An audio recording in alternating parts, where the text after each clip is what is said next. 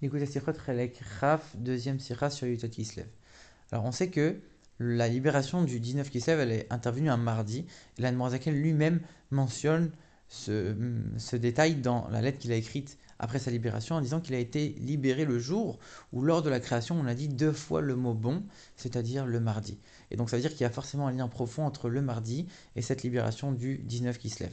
D'ailleurs, on sait que la Torah aussi, elle est liée au mardi, puisqu'on dit que les Juifs ont reçu la Torah un troisième jour du troisième mois, donc le troisième mois depuis le mois de Pessah, et le troisième jour de la semaine. Également, la Chassidoute a commencé à être diffusée après le 19 qui se lève, qui est intervenu un troisième jour de la semaine, un mardi, le troisième mois après le début de l'année, qui est le mois de Tishri. Et de la même manière que le don de la Torah, il a permis de briser la limite entre le matériel et le spirituel. Il a permis de faire en sorte que la spiritualité et la divinité vont être capables d'imprégner la matière, ce qui n'était pas le cas avant. De la même manière, la diffusion de la chassidoute a permis de faire émerger, de diffuser dans les coins les plus reculés et les plus matériels les idées qui étaient les plus divines et les plus profondes de la Torah. Et donc ces deux entités qui étaient complètement séparées vont s'unir grâce à cette nouvelle époque, cette diffusion de la chassidoute à l'image du don de la Torah et de la cassure de cette limite entre le matériel et le spirituel. Et ça, c'est le concept du troisième qui fait la paix entre les deux premiers. Et c'est pour ça que l'Admorazaken lui-même parle de paix dans cette lettre qu'il a écrite en disant qu'il a été libéré dans la paix. C'est le verset de Teilim qu'il était en train de lire lorsqu'il a été délivré. Et c'est la même chose, on dit que la Torah n'a été donnée que pour la paix, c'est exactement cette même idée. Et comme on dit dans la création du monde qu'il y a eu deux fois le mot bon, c'était bon pour les cieux, bon pour les hommes. On regarde les niveaux les plus élevés comme les niveaux les plus bas. De la même manière, la chassidoute, elle demande à la fois d'être connectée aux profondeurs de la Torah, à un service de Dieu profond et connecté au Créateur. D'un autre côté, on doit aussi aimer les juifs qui sont les plus grossiers, qui sont dans un niveau spirituel le plus bas qui existe. Et on doit à la fois être tourné vers le plus élevé comme vers le plus bas. C'est exactement la même chose dans le Tanya. On voit que ce livre s'adresse à tout le monde. Où l'Admorazaken, il explique que c'est proche de chaque juif de servir Dieu et de pratiquer les commandements de la Torah. C'est pour ça que il explique longuement dans son texte en montrant que c'est accessible à chacun.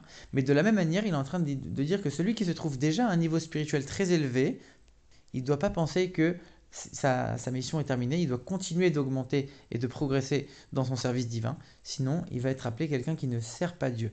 Donc ça veut dire que tout autant celui qui est élevé comme celui qui est le plus grossier, le plus bas, les deux sont capables d'accomplir cette parole de la Torah, de la pratiquer selon leur niveau, et que c'est quelque chose qui est accessible à chacun d'entre eux, le plus élevé comme le plus bas. Et cette libération du 19 Kislev, elle est très liée au livre du Tanya. On sait que le Tanya il a 53 chapitres, comme les 53 jours que l'Admorazakan est resté en prison. Et les Rébéim ont dit que le Tanya, c'était la Torah écrite de la Chassidoute. Et pas seulement parce que c'était un livre que l'Admorazakan a écrit lui-même, en comparaison aux autres enseignements qu'il a délivrés qui étaient oraux, et même le Baal Shem Tov et le Maggid de Mezrich, c'était uniquement des enseignements oraux, et l'Admorazaken, lui, est venu écrire un livre, c'est pas uniquement pour ça.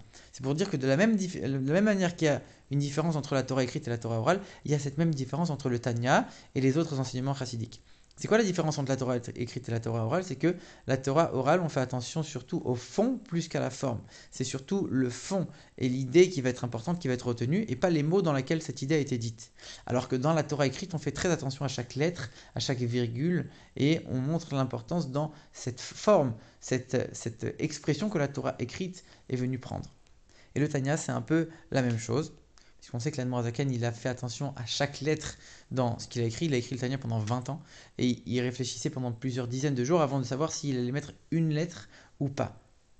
De la même manière que la Torah écrite, elle a fait en sorte que ces enseignements qui étaient auparavant oraux, et même s'ils étaient parfois écrits par Abraham, Yitzhak et Yaakov, ça restait quelque chose qui n'était pas précis et dans lequel il n'y avait pas de sainteté dans les écrits, dans l'objet matériel. C'est-à-dire qu'aujourd'hui, il y a un Sefer Torah, il est saint.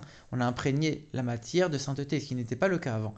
Maintenant, la Torah s'est habillée dans des lettres, dans des expressions bien définies.